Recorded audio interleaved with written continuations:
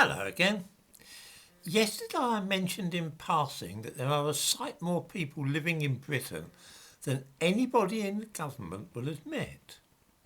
Either they don't know, don't care, or are being deliberately deceitful about the matter.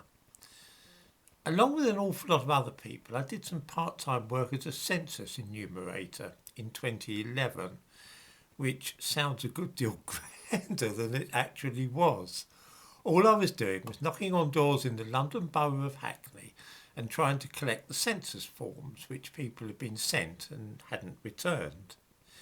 It was as plain as a pikestaff that some large old houses which I called on had been converted into what is known as multi-occupancy, even though the person who handed me the form had put down that only one person was living there. Elsewhere I could see extensions at the back of houses which covered the whole of the rear garden, or, even more commonly, sheds or huts built of breeze blocks in which it was clear that people were living. When I mentioned this to the person to whom I was returning the forms I'd collected, he scowled and said that he just wanted the forms filled out and I didn't need to go poking about like that. I took the hint. Nobody wanted to know how many people were really living in Hackney. They just wanted to collect the forms and send them off to be analysed. It's pretty much the same in the rest of London and Birmingham, Leicester, Manchester and elsewhere. It isn't hard for anybody to see how this works, and I can point folk to the evidence. In other words, I'll show you how you can see all this for yourself. The town of Ilford in East London is so crowded now that they are building tower blocks to cram more people into the area. Hardly any white people live in Ilford these days, and there is a very large population of illegal immigrants.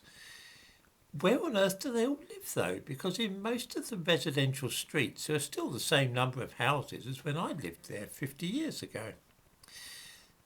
The answer is they are mainly hidden away in back gardens.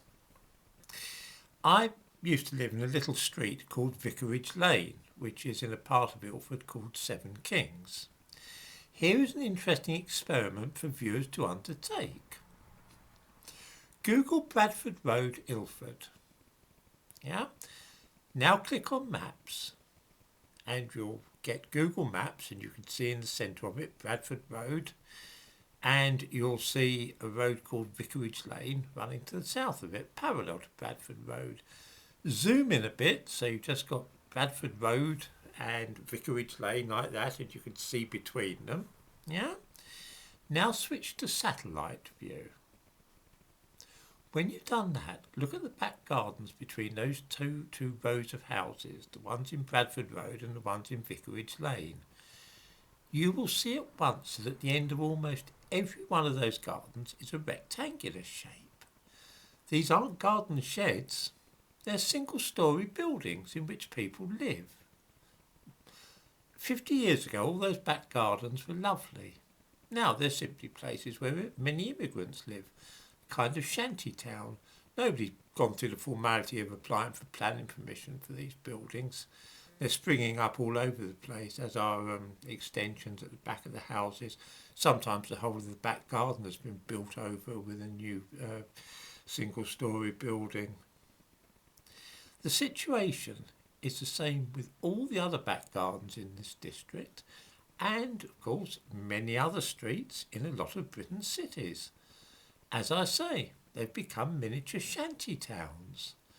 This is where you will find many of the unknown residents of Britain.